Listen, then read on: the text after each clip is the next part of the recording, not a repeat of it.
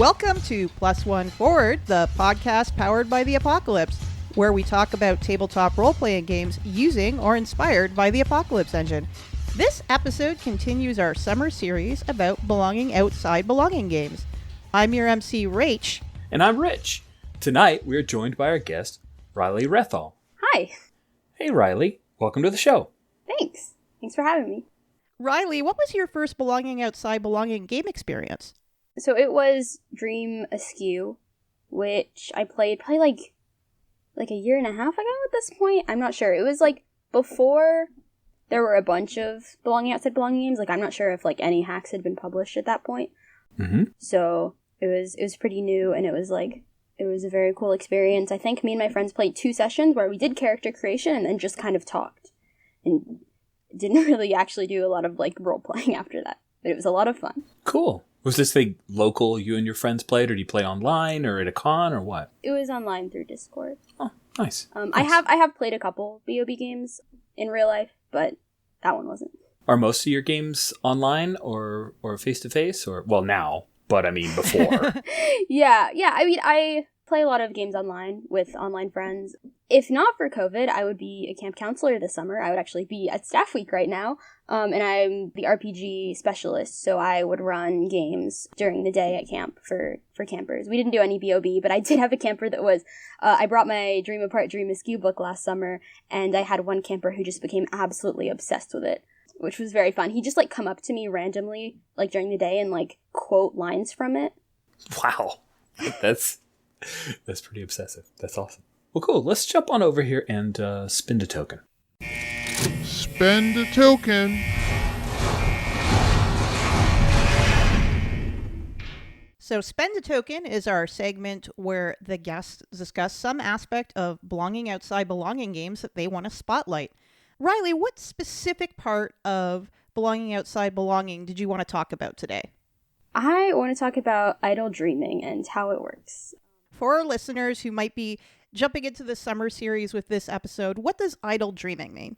Idle dreaming is kind of like the general way that BOB games work, where basically the concept is that like instead of something like a general powered by the Apocalypse game, or like, you know, D&D, a more traditional thing with a GM, because BOB is GM-less. So basically you're having a conversation with your fellow players and just kind of talking about stuff that might come up. A thing that I really like about idle dreaming and its concept is that there isn't really as much of a boundary between like what is play and what isn't play. Like in a traditional game, you might be like, oh no, we're like totally getting off track and we're not in the game anymore. Whereas like me and my friends could go on like a 10-minute tangent about like some weird like political thing, but really it does relate to the game because like, you know, it's all a metaphor or whatever. And so I think that part is really cool. And also it doesn't require you to like always be like perfectly engaged in like role playing, and like the scene structure is very loose. So that's like some cool stuff about it. But the problem that comes up a lot in games is that it doesn't have a lot of structure, which like is the point, but also it can be hard for people. Like if you're just playing it and no one really knows how to play, it's kind of awkward because it doesn't have a lot of built-in structure. Like if you don't know what to do, you don't really have anything to grab onto. Like to be like, oh, this is the thing that we do next. Like, I like a lot of games where, like, there's a very specific turn-based structure, and BOB is very much not like that. So they've basically substituted very strict or, like, structured rules for, like, you need a really good facilitator, and everyone in your group kind of needs to be able to facilitate in some way. Because all games are a conversation, but belonging outside belonging specifically, basically, like, the play kits, how they are basically just conversation starters. They're just kind of a lot of different things that aren't necessarily connected to each other in a way that like is really tight. So you have descriptions of your character, you have questions about your character's relationships, you have moves, and they all like exist in the same narrative space, but they're not necessarily like directly connected with each other in a way that like your stats and your moves and everything else in like a PBTA game would be. So something that I think is really important about playing BOB is that you understand it that way, and you're not, like, expecting something to naturally always evolve through play. You might have to be like, okay, I want to use this move. I think this move's interesting. How do we use this move? Or bringing up things, because they won't always come up naturally. You used a really interesting phrase back there, conversation starter, in the context of the game as a conversation. Are there any mechanics or places you would direct someone who is new to BOB games to start off as like a conversation starter to kind of latch onto something to get the ball rolling, as it were? I feel like everything in your character sheet is an interesting thing to latch onto. It just depends on like what kind of game you want to play. My personal favorites are always what I call the ask left questions, where you're asking about your relationships with other characters. Generally, they'll be like, oh, ask 1 to the player on your left. And I'm like, what if we just spent the whole game asking questions to people? I don't know. I've joked that my ideal belonging outside belonging game is for the queen. But I think that the character relationships are good because then it's not just something about yourself necessarily. It is like your relationship with someone else. And you can go, oh, okay, like maybe you answered the question, what special secret moment did we share recently? And then you can be like, okay, well, if that was the moment, like, what is the, maybe, like, did somebody hear about it? Maybe that would be an interesting scene to do, or something like that. But also, like, your community worksheet stuff is always good to be like, oh, it seems we were really interested in, like, the politics of the void, so, like, maybe we should talk more about what that looks like. Maybe we should do a scene about what that looks like. I want to circle back. Something you said, you talked about the question of, someone could have overheard this secret. That would be interesting to explore in a scene. How do you pivot? Like, at what point do you drop in and start talking in funny voices, and like, embody the character or whatever? Like the more conventional RPG stuffy stuff. Like, how do you go from idle dreaming to now we do a scene and here's how we're going to go? I mean, personally, my general play style for games is I don't do a lot of, like, role-playing in character. Just because, like, that's not something that I'm good at. So, like, it depends on the players a lot. Like, I'll play belonging outside belonging games and straight up just spend the whole time filling out character sheets and then just, like, talking about this world that we've created. But also, I've played games facilitated by Luke Jordan, who I know that you're going to have on the podcast later, who's like a fantastic facilitator and will kind of impose that structure onto the game that I know Avery didn't necessarily. I know that she said that she kind of wrote it to not have that structure, but sometimes it is necessary to make sure that everyone can participate. And so they will make sure that everyone kind of has a thing that they want and be like, oh, Riley, you haven't talked in a while. Like, do you have something that that you're interested in? You said that you wanted to do this scene earlier. Do you want to get to that now? The thing about BOB is that it's really versatile and that, like, when you know what to expect from the game, you can, like, do a lot of different kind of styles with it. So, like, you could just fill out a character sheet and then go right to, like, oh, okay, we just answered this question, let's do a scene about it. And then once you do that scene, you're like, oh, another scene came out of that idea, and just keep going. But the nice thing about Idle Dreaming and the way that it's set up is that you don't have to do that. You can be like, okay, that was a scene. I wonder what happens because of that. And then, like, talk in the meta-narrative for a while, and then maybe do a scene later. You also play as the... And you also play as the guest discusses a blogging outside belonging game, and luckily Riley has one of her mini games, but we're going to talk specifically about Venture. So tell us a little bit about the BOB game Venture. What's it about? Yeah, so Venture is inspired by, like, traditional high fantasy RPGs like D&D. Basically, I just wanted to take that genre and make it something that I was actually, like, interested in. It kind of came out of my friend Taylor Labreche, who's also a game designer, was running a game jam for the podcast All My Fantasy Children. And it was kind of just meant to be, like, this, like, small little thing. People made some, like, tables because they like using tables where it's a character creation show. And I was like, I would really like to do something that kind of takes what they do, where they take a fantasy trope and, like, make it unique and interesting. So I started writing this thing, and when I started writing it, I was like, oh no, this is going to become a whole thing, isn't it? So that's kind of how Venture started, and it ended up also being inspired a lot by another podcast I love, Friends of the Table, and their Hyron season, and the way that they kind of do the same thing with fantasy tropes. So one of the main things I wanted it to be, like, more introspective and more relationship focused. So in D&D you have these classes, like, the cleric, who's like, oh, like, they're the healer. Their fiction is that they have this connection with a god, but, like, how much does it really matter? It really doesn't. The point is that they can heal people and do damage and stuff. So I really wanted to take that and be like, no, okay, but, like, it's kind of weird that, like, you're just friends with a god. Like, what's that about? And kind of making that a focus of the character. And, you know, same with the Paladin. The Paladin, they don't necessarily have to be connected to a god. The whole thing with them is that they're just, like, really stubborn and, like, have a very specific sense of justice. And I just wanted all of it to be thinking about your character's relationship with, like, their role or class or whatever, then also their relationships with the other people in the party, and also their relationships with, like, the systems that are around them. There isn't a monster setting element in Venture. It's not really...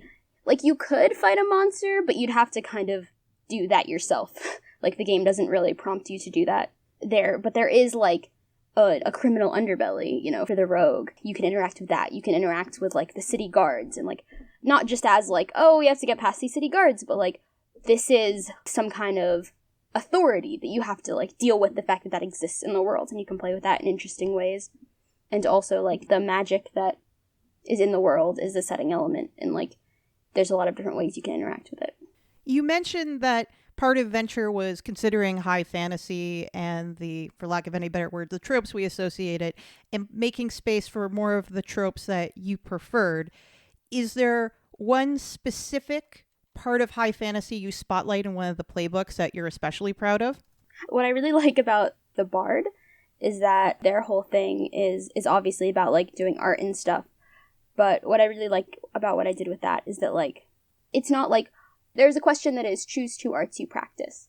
And probably in a lot of other games, like, oh, like, what instrument do you play? Like, what songs do you do? But I kind of did the opposite of that, where I was like, what is the purpose of your art? So it can be, like, to incite joy, or to educate people, or, you know, to steal from people, and stuff like that. So I really like that kind of focusing attention on, I mean, I guess a lot of the game is, like, focusing attention on, like, okay, but, like, what do you actually do? I like that. That's cool. Thanks. Also, I'm just really interested in all, like, I feel like every playbook that I did was just kind of me being like, okay, these classes can be interesting. I have to make these interesting. And I think I did a pretty good job of it. What mechanics are different in Venture as compared to Dream Askew? Yeah, so the main one that people generally notice is that I don't have any regular moves. So in, like, the traditional BOB, there is strong moves, regular moves, and weak moves. And I just kind of cut out regular moves because I don't think they're very useful. They've been described as kind of like the 7 to 9 version, like you'd have in PBTA. But at least for me, and, like, for the people that I've played games with, they feel more like just kind of sitting there, not really useful, because when you do a strong move and when you do a weak move, you're interacting with the mechanics. You are spending or gaining a token. But regular moves just kind of sit there, and they feel limiting in a way where I'm thinking, like, oh, can I not do anything else if it's not on this list, you know? So for me, the easiest thing was just to get rid of them. Also, they're harder to write, because I'm like, okay, well, if I can just separate things into strong and weak, then, like, that is, like, a very easy binary. But, like, if I have regular moves, I'm like, wait, this is, like, kind of stronger than this one. Like, do I put it in, like, the regular moves or if I had strong moves? It was just too complicated. There is one other difference between Venture and Dream Askew that I want to mention, which is I've added Ask Your Fellow Players, which I actually took from Stitcher, a tip in the Stitcher playbook in Dream Askew, which is basically, like, involve your fellow players and ask them about, like, the stuff that you could repair or something like that. And I really, really like that, and that I found when I was writing Venture. And so I just added that as a little extra thing in all of the playbooks. So it says, like, ask your fellow players to, you know, be the audience of your bard, or play the deity of your cleric, and stuff like that. Because I thought that it was a good way to kind of encourage, like, asking questions between players, and, like, involving each other in your narratives. Yeah, I see that. That's really neat. Thanks. What's your favorite move or mechanic in the game, and why? Probably my favorite thing that I've done is also a thing that I've added to all of the playbooks that wasn't in Dream Askew, which is choose 2 things you are and 2 you are not, which is probably, like, the biggest mark that I've made on kind of the BOB scene, because I know that people have used it since I published Venture, or at least something similar. It's basically, I think there's, like, one question in Dream Apart that has, like, choose one thing, something like choose one thing you are and one you aren't, and I kind of ran with that, because I really like the idea of picking, like, a positive and a negative from the same list. In each playbook, there is a list of 10 descriptors that generally go with what you generally think of as what that class is. So for the Paladin, because that's the first playbook that I wrote and also probably my favorite, the list is stubborn, loyal, faithful, bound, just, heroic, beloved, a follower, violent, and steady. And so you pick 2 of those that your character is and 2 that they aren't. And that is kind of a good way to inform how you play them and also kind of to subvert the expectation that they would be all of those, or like just make you think about what specific type of whatever playbook they are. Cool. No dice, no masters. That brings us to No Dice, No Masters, where our guests will facilitate us through a short game of their Belonging Outside Belonging game. So what are we going to do with Venture tonight, Riley? I was thinking we could just like maybe make a character or a setting element or something. Probably can't do all of them in the time that we have. So if either of you have something that jumps out, we can just do that together. It would probably be a good way to do it. I'd like to make a paladin. All right. Because I've heard good things earlier in this podcast. Okay. So we start off with choose a look. Yeah, so for choose a look, there are 2 different little sets of descriptors. They're different on each playbook. For the Paladin, you're choosing what kind of hands they have and what kind of eyes they have, which sounds weird to say when you just say it like that. But it kind of gives like a little bit of like flavor to what their character Have to choose is. gauntleted hands because we're on the Gauntlet Network, so there. And Smart. earnest eyes because I like paladins who aren't terrible. So there you go. Nice. And then 2 wardrobe styles. Rach, any of those call out to you? That's a bunch of awesome options. Let's go see how fashionable we could be. Definitely a faded uniform. Lots of questions with that. Yeah, and Faded uniform and sentimental ring together. Ooh. nice. 2 things you are and 2 things you are not. So why don't you pick one thing that our character is and one thing our character is not, and I'll do the other 2. Okay, I'm going to go with they are steady, but they are not bound. I just think that's interesting to say they're not bound and they have a faded uniform, like the idea that they used to be part of something and decided to leave. That's true. While they are steady, they are also stubborn, and they aren't particularly faithful. Love it. You can also each choose a belief, because the Paladin chooses 2 beliefs. I'll go first. Well, go for it. So one of my beliefs is there is a wound in the world that must be healed. Nice. And unfortunately, I possess power that others do not. Oh. Okay, so 2 items you have and 1 you have already lost. They've lost their commanding voice. I have so many questions at this point. Our character does have armor whose weight you no longer feel. And let's go with an ordained sword, because cool swords are cool. Love a cool sword. That really, I guess no pun intended, but it does put a lot of weight to the gauntleted hands. Obviously this armor is very important. Indeed. Yeah, so that's all of the character creation bits. I feel like we've created a very interesting character. Yeah, we got a good sense of this paladin, and they seem to have quite a history. I wonder if the setting element might explain a little bit of that, or at least hint to it. Yeah, I feel like, do we want to do the authority? Because I feel like that might be, that was what I was imagining, like the place they left. Let's do it. So what's the authority, Riley, for those who are new to Venture? Venture has 6 setting elements, which are kind of different aspects of the world.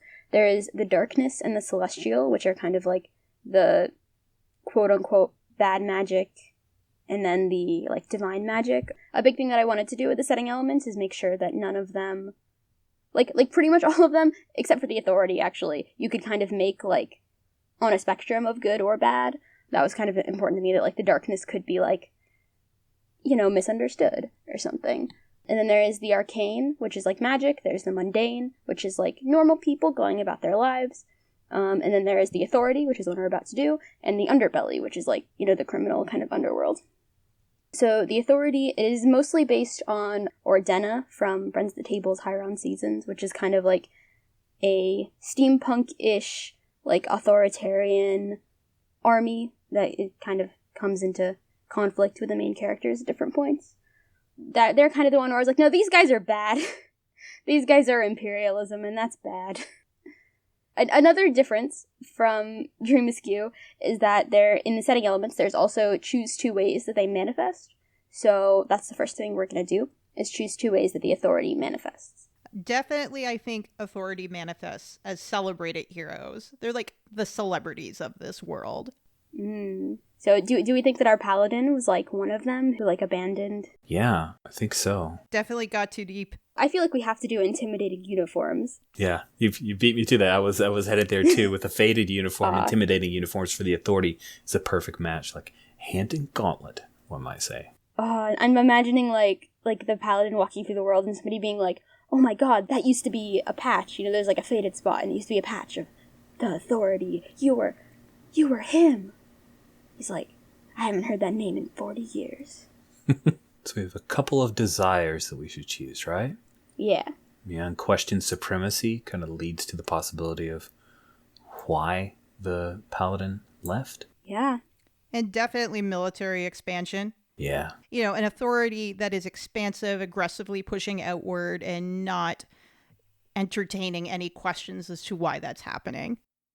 And they're celebrated heroes, so there's a definite populism. Like, everyone celebrates them. So what, do we have parades? Are they famed and beloved by the people who are in the society? Well, they certainly would let anyone think otherwise. It occurred to me we haven't named our Paladin yet. No, we haven't. I have a deep nerd cut that might fly over everyone else's heads. Go for it. I want to name him McCall because it's very clear we built the main character from The Equalizer. That means nothing to me, but I believe you. I'm glad Rich laughed. Yeah, I watched The Equalizer back in the day. Oh, I too watched The Equalizer. It was good. In my mind, this character is someone who recognizes the toxic authority that exists, was part of the toxic authority, and now finds himself questioning it, but also stuck serving the interests. Like, I could see how this game would go very interesting places. Mm-hmm. Hell yeah. And then, it's not really like a thing that you choose, but there are also NPC ideas, which I put because I didn't really think that a game that was more about, like, moving around and, like, going to different places needed, like, specific other relationships in the playbooks, so I put them here instead. I do think it's very funny that the first NPC idea on here is a deserted soldier, which, like, good job. Hooray! Done. We made an NPC! And then the other ones are a fast-talking ambassador, a dedicated weaponsmith, a farmer whose land was destroyed, suspicious guards, and armed mercenaries. So those are other people who could act as the authority if needed in a scene that we were doing. Very cool. So, Riley, as we've talked about Venture, how can people get hold of Venture if they hear this podcast and are so inclined? I guess I should have mentioned earlier that that Venture is kind of in a, like Dream Apart and Dream Askew are published together. Venture has a sister game called Dungeon by J Dragon, and you can get both of those by going to my itch page, metagame.itch.io/vendun. That's VENDUN, like Venture and Dungeon. Mm-hmm. Right now, it is still the, like, play kit version, so there's no instructions yet to go with that, and it's the less professional layout and all that. But if you buy it now, then you'll be able to get the updated edition when that comes out. Great. Or you can buy a physical book, because we did a Kickstarter, and those are also happening eventually. Very cool. And I just have to say this because I run a Star Wars game almost every Saturday. You also have a game on your itch page, which is a outside belonging game that is Star Wars inspired, called Galactic, and it looks cool, and I got it, and I want to run it at some point. So, Hell yeah. Yeah, very cool. Riley, if our listeners want to follow more of your work that's ongoing beyond Venture, where can they find you on the internet? So you can find me on itch. All of my games are there at metagame.itch.io. You can also follow me on Twitter at JaceAddax. That's JACEADDAX. Thank you so much for coming on the show, Riley. It was great having you and learning more about Venture. Yeah, thank you for having me. Plus One Forward is a production of the Gauntlet community, Richard Rogers and Rach Schalke. You can find us at gauntlet-rpg.com or follow us on Twitter at +1FWD.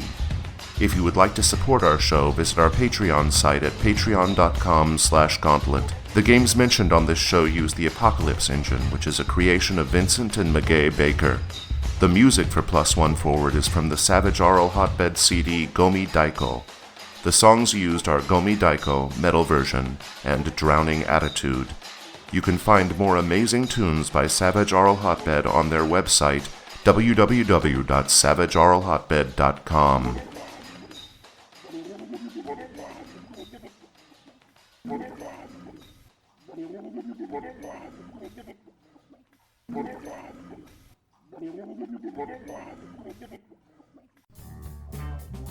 Hello listeners, I wanted to let you know about Codex Hearthfire, the newest issue of the Gauntlet's tabletop role-playing game magazine, now available on Patreon. Hearthfire includes Packet, a game about the transatlantic journey from Liverpool to New York in the 1800s. Can you navigate the troubled waters between hope and home? Respite, a game of comfort and companionship through adversity, explored via stories told around a communal fireplace between battles. The Long Dark Tea Time of the Soulless, a new mystery for Brindlewood Bay. Trophy Gold Hearthfire, a major expansion for Trophy Gold that adds new storytelling options to downtime and upkeep. 36 precarious places to make camp, 9 original illustrations, and a beautiful custom layout. You can get Codex Hearthfire in the Gauntlet Patreon feed by making a $6 pledge in July. Your pledge helps support all the great work we do in the Gauntlet, including our Gauntlet Open Gaming Weekends and this very podcast. Thanks.